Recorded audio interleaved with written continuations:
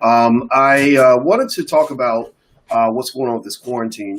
I think that given that this quarantine is going to last for a while, I think that we should adjust to a new normal, a new reality.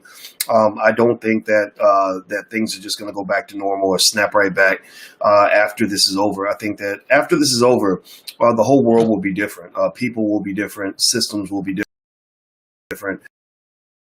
Life will be different. And so say hello to everybody who's coming into the chat. And I see you guys on Instagram. My Instagram is The Real Boyce Watkins. So if you want to follow me on Instagram, feel free to go to The Real Boyce Watkins. I wanted to talk to you guys real quick about some surprising results I've been finding. I've been really I'm a statistician, so I like to run surveys and stuff like that just to see what people are thinking, where people's heads are at. And so let me go into this. First of all, type B1 in the chat, just so you know this is the platform for intelligent Black people. So if you're not Black and intelligent, you definitely want to get the fuck out. And drboycetv.com is where we live. So make sure you subscribe, thumbs up. One in the chat if you agree that Black people will come first. I think that's really. I'll make this quick point. And I alluded to this yesterday when I was on Instagram. I took a survey because Alicia's a professor too, and we're both into statistics and stuff like that. And I said, I'm really curious to know how people are making it through this, how people are feeling, what's going on through their minds. So I took this very basic survey, and doing surveys is kind of her specialty. So sometimes I'll run my questions by her to make sure I covered every base. And she approved the survey in terms of telling me that it would work. You got to listen to smart Black women. And what describes you the most? And the options I gave, I'm annoyed that I can't get back to my regular life and enjoying my time. 3 was I'm most worried about my economic future. 4 was I'm most afraid of catching the coronavirus. So the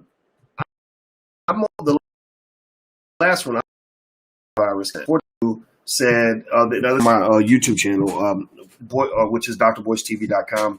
They got 3,500 results, which more than enough for statistical inference.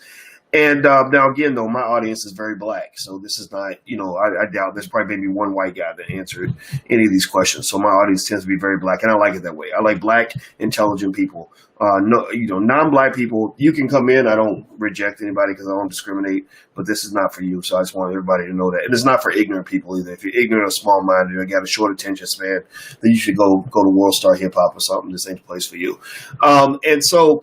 Anyway, 14% of you said that you're most afraid of catching the coronavirus. 15% of respondents said, I'm annoyed that I can't get back to my regular life. So it's not that, they're sitting at home afraid of catching a virus. They're just kind of like, okay, what the hell? Like, I can't go out to the movies. I can't go to a party. I can't go to work. I can't do anything. I got some plan. And then the third piece was 17% of you said, I'm most worried about my economic future, which is a legit concern, right? A very legit concern. And those of you who are struggling economically, my heart goes out to you, or struggling in any way, health-wise, economically, psychologically, whatever the case may be, my heart goes out to you. And what I'm really trying to do is help align some resources that will help you with that. So a couple of things that I thought about was, one, I'm actually going to gather some resources and information on ways to save money, make money, and grow your money during the quarantine, like quarantine-specific ways to make money. There is, for example, a digital economy that's pretty big. There's the delivery economy, which is massive. Everybody's getting stuff delivered now. So, if you got a car, you got a way to make money, assuming that you're not afraid of being out there. And then the stock market has some interesting opportunities that we talk a lot about in my stock market investing program. And then also a lot of you are homeschooling. And so if you know from Black Movie Night the other day, which you can, by the way, watch a recording of that if you want to at drboycetv.com. For Black Movie Night, we watched the film Raising a Black Scholar. And that film was directed by Tierra K.J. Williams. And it was all about the Black homeschool underway long before the quarantine began. So I think that if we really look at it the right way, I think you should also understand that when systems break down like this, that's the opportunity for oppressed people to escape that system. When systems break down, that is the opportunity for people to escape. Like if you're in a prison and you're an inmate, you're locked up. When the electrical system goes down and all the gates open up, then smart inmates run to the exit. They get out, right? Now the ones who are not ready just sort of sit there and wait for Massa to turn the electricity back on. But the smart ones bounce and get out. During the Civil War, a lot of black people, escaped slavery during the Civil War. They said, "Oh shoot, white folks are fighting, they killing each other, systems are breaking down. They have less energy, less time to watch over me and control what I'm doing." And then because they're fighting for their own survival. So a lot of slaves bounced out. There was very interesting stories about masters who would just tell the slaves, "Look, I can't keep y'all, so just go. Good luck." Right? So escape requires a couple of things. One, it requires awareness of what's going on, of the situation and the opportunities that emerge. Rather than just being afraid, you start looking for the exit. It means that for some of you, look for the exit from your job, looking for the exit of your children to get out of that damn school system, or whatever it is. The second thing it requires some courage, because it ain't going to be easy. Those first slaves who were able to escape slavery because the Civil War began and all systems started breaking down and white folks were too distracted. Those slaves, they had to go through some really difficult situations in order to become free, because freedom isn't free. Freedom is hard. That's why most people don't want to be free. That's why a lot of slaves went back into slavery. That's why you see some guys get out of prison and they say, "I want to go back to prison because it's too hard to be free." So freedom is not for children. Freedom is for grown folks. Freedom is not for wimps. Freedom is for courageous people. So I'm telling you that for those of you who are courageous, who want to be courageous, I think that freedom is available to you. Now, the other thing too about freedom is that it's easier to obtain when you do things as a group. So part of the one of the contributions I want to try to make during all this chaos is use the little bit of power that I have to bring the group together to say, "Okay, you want to homeschool your children? Let's form a homeschool group." So actually, after we did the film, I talked to Nomalanga Mushali Moses, who was one of the stars in that film, and I said, "Can we do a free weekly homeschool meeting where you can share resources, do Q&A, bring in some experts that will help parents that are trying to figure out ways to homeschool their kids?" She said yes. So I'm going to make the announcement on that very, very soon. Nomalanga's program right now is theblackHomeschoolGuide.com. In case you want to go take a look at what she's got already, it's theblackHomeschoolGuide.com. And the first month is just $1 to join. So feel free to go to theblackHomeschoolGuide.com. But the point of the matter is to say that, that's the dynamic that you're seeing. And that's the dynamic that has existed all throughout human history. This is nothing new. When things break down, that is your opportunity to escape. Well, why is that? Well, because the number one factor that controls you as black people is systematic racism. Systematic racism can't function when systems break down. Right now, systems have broken down. The U.S. is in a dire economic situation, a dire political situation. It's socially, it's kind of out of whack. And I think this is really an opportunity if we look at it that way. Moving forward, the next thing I'll say on this is that, when I looked at the survey, and I don't know if I finished up the survey results, I apologize if I went on a tangent, but on the survey, 54% of you, half of you, more than half of you, by far the dominant percentage of that survey in those results actually said that you weren't sitting around worried about the coronavirus. You're not just sitting around predominantly worried about your economics. You're actually enjoying your time. Like you're actually chilling. Like you're actually, enjoying like being at home every day.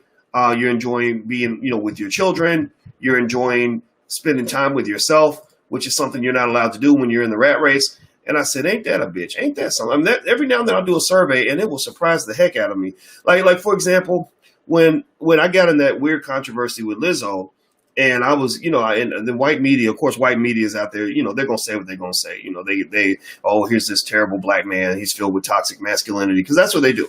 They do not like masculine black males. And I'm not gay. I'm not a little boy. I'm a grown ass man. And that's why I'm a threat to that system, because I'm smarter than they are. They know this. And that's why their goal is to tear people like me down as much as they can. And that's fine. But, here's the thing. I was totally fine with every challenge I made to, the mass promotion of obesity and unhealthy behavior in the black community, the promotion of buffoonery through white-owned media. I was totally fine with what I said. Not one single time did I say, well, gosh, maybe I should do like Snoop and go apologize, or maybe I need to go and fix it up, or maybe hedge my bets. I don't care about that shit, because I don't work for anybody. I have no boss. So there was nobody that's going to come knock on my door and say, oh, boys, we hate to put this pressure on you, but you're going to lose your TV deal if you don't apologize for what you said about Lizzo. There was not one single time that any person ever come to me and try to encourage me or pressure me into apology. It just didn't happen. And so, but here's the interesting thing. Surveys actually are beneficial. Because what I did not mention to you guys, this is where being a scientist comes into play, where it actually helped me out. I did a survey. I looked at Lizzo, and I said, this is some bullshit. I said, look at this fat ass lady out here running around bragging about being fat. Ain't nothing wrong with being fat now. If you're overweight, that's okay, because you're the majority. The majority of black people are overweight, just so you know that. Like, if you look at the stats, 60%, I think it's like 60% of black women, about 50% of black men. Like it's women are a little bit ahead of the men, but it's all across the board. Like we're just a bunch of fat ass people because of the country we live in, the unhealthy food they feed us, also unhealthy choices, right? So it's like a balance, right? Like, and myself included. So being overweight is not the issue. Being obese is not the issue. Of course, they wanted to make that the issue, because that's what they do. White media's goal is to destroy masculine black males. They think that we're all like a danger to society, and like I'm going to run out and stab white people and rape people or whatever, right? But here is the thing. With that survey, I did a survey, and I said, I wonder if everybody else is seeing what I'm seeing. So I just did a little survey, and I said, do you think, and I was asking only black people, I don't care what anybody else thinks who's not black. Honestly, I just don't. No disrespect to you if you're not black. I just don't give a fuck. And I asked the question, I said, do you think that Lizzo's performances are a positive or negative reflection of the black woman in America? And do you know what the results said? 84% of you said that you do not think Lizzo is a positive reflection of the image of the black woman in America. And I said, ain't that a bitch? Here, I thought I was going to be swimming upstream. I'm swimming downstream. I thought I would be running with the wind in my face. I got the wind at my back.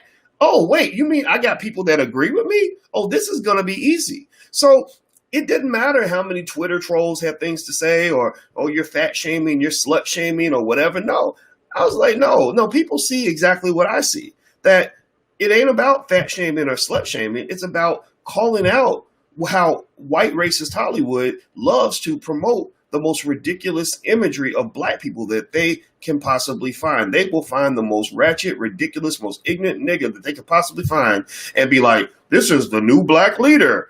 This is the most inspirational entertainer in America. And you got little girls, 6 years old, memorizing Cardi B lyrics, like where she's rapping about sucking dicks. And your first graders rapping about sucking a penis. Like, do you think that there's something wrong with that? Or are we just too goddamn stupid to realize like what this does down the road? Like, I mean, are we that dumb? Are we that caught up in the moment? Are we that caught up in fame and somebody just being famous because white people put them on TV that we don't realize? Like, wait a minute, I wonder what happens to little girls when we're brainwashing them to rap about sucking penises when they're 7. Do you think that leads to really positive outcomes, or do you think that might be a problem when she's 12 years old and she bumps into R. Kelly at the middle school and thinks that she's grown enough to date a grown-ass man? Like, do you think that maybe we're feeding the beast by sexualizing our children at an early age? So, so when I'm hearing people say, oh, you're anti-woman and you're anti-black woman because you're attacking this black woman, I'm like, no, this is as pro-black woman as I can get, because I'm trying to protect these damn little girls. I don't want these little girls out here, being thrown out in the street like little hoes at the in kindergarten. Like, no, maybe they should be watching like Sesame Street or something. Like, Big Bird's not gonna rap about sucking dicks. Like, seriously, like I'm gonna stop. It's stupid. It's all stupid. Now, why did I bring that up? See, that's what happens. That's why this platform ain't for everybody, right? You got to be able to withstand my tangents. Y'all see me go on the tangents. I just go with the flow. The point of the matter is that is that the fact that I run surveys gives me insight into what's going on in the world and how people are thinking. I say what I'm going to say no matter what, because that's just how I've always been built. But I like information. I just like information. I like facts. So for example, my good buddy Faye Bishop. I think I saw Faye down there in the Instagram. I love you, sister. It's so good to see you. I like exchanging facts and information. Like, even on coronavirus, I was like, well, let me see some data. Show me some data. Well, why is that? Well, because I don't believe that CNN tells you the truth. I don't believe Fox News tells you the truth. I don't believe MSNBC tells you the truth. I want the truth. So I talk to doctors. I do independent research. I want to read from the World Health Organization. I like to even hear the conspiracy theories. Like, for example, I watched an interesting video today that was basically laying out an argument from an American who lives in China on how he was arguing that the virus came out of a lab in Wuhan. Not that they deliberately created it as a weapon, he said, but he said somehow the virus just got out. It was in this lab in Wuhan.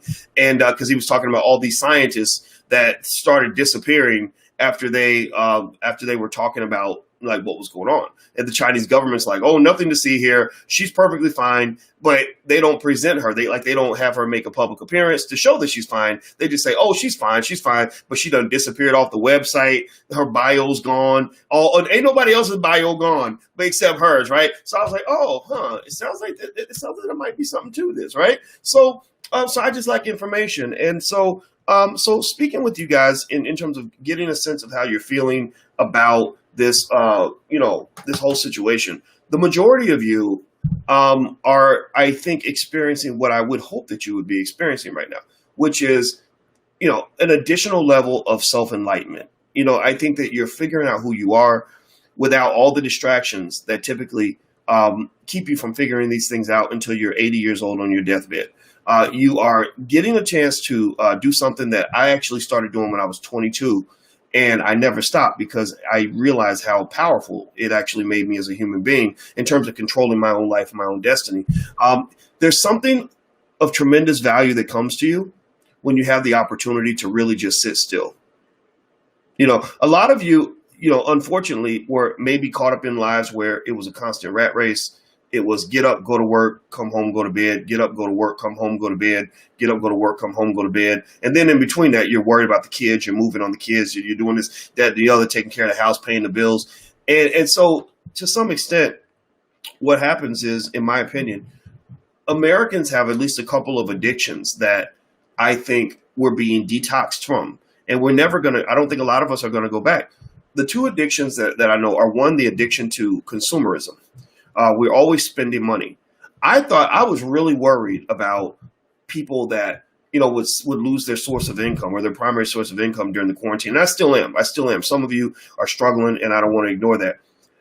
But what I found is that I started hearing people in the chat say, oh, I'm saving so much money. I don't have to spend money getting my hair and my nails done anymore because I ain't leaving the house. I don't have to spend money on gas anymore. I don't have to spend money on lunch every day. And I said, ain't this a bit? I said to Alicia, I said, this is great. Like, people are actually benefiting in certain ways because they're not out spending money. You can't go to the mall right now. You're not going, if Disney releases Black Panther 2, you're just going to pay $8 or $10 and watch it at home. You're not going to spend $100 going out and buying $5 popcorn and going out to Applebee's afterward with the spouse and the kids. Like, you're going to just pretty much do it in a bare bones way. And again, while this situation is certainly not ideal, I think that we're on to something in terms of how you can take a bad situation and get some good out of it. Here's the other addiction that is that you're being detoxed from. Not just the addiction to consumerism and spending, but you're also being detoxed from the addiction to the corporate rat race. you're addicted to corporate slavery. Not all of you, but many of you are. American capitalism. I studied economic systems all around the globe. You guys know I've taught classes in Europe and China and stuff like that. So I've seen how different countries operate. I've been to Africa, I've seen things in Africa and the Caribbean and South America and all that. And I can just tell you this: America's strength is also its curse. Our strength is also our curse. Our strength is that we know how to make money like nobody's business. We know how to grind. We know how to hustle. The only culture that works harder than Americans are the Japanese. And the Japanese literally will like die at their desk. Like the Japanese, they had to do studies where they were recommending to Japanese men, you need to start having more fucking more. You're just all about work, work, work, work. That's it. And in terms of productivity, but no, like we murder the Europeans. Europeans are kind of chilled out, sitting back, and like let's take 6 weeks for vacation, stuff like that. When I was in Ghana, I noticed that there was a very different perception of time than I have in the U.S. Like I was over there, I was in Ghana with a bunch of millionaires, so we're all like, time is money, time is money. Like that's how we just live. Over in Ghana, man, it was really fascinating to have times where they would say, okay, be down in the lobby. We're leaving at 9 a.m. And we wouldn't leave until 11:30. I swear to God. And it happened several times. It happened enough times where I knew it wasn't just an anomaly. I said, my God, do they realize that it's been 2.5 hours? And at home, that would freak me out. But there, I just kind of roll with it. So I think that just kind of being in a space where you control your time, you control your life, you decide what you're going to do. You get to work on those hobbies that you had always planned to work on that you never got around to because you were so busy. You get to spend time with your kids. Your kids get to know you. You get to know them in a way that you never have. A lot of people's marriages, Alicia does counseling with families and individuals, and she talks about the different marriages that she's seen improve. Because there's, you're home together. Now, sometimes quarantine can make you want to kill somebody too, but in a lot of cases, families are actually connecting in ways that you can't connect when you are always at work. When you're spending more time with your boss than you spend with your kids, I don't think that's natural, and I never have thought that was natural.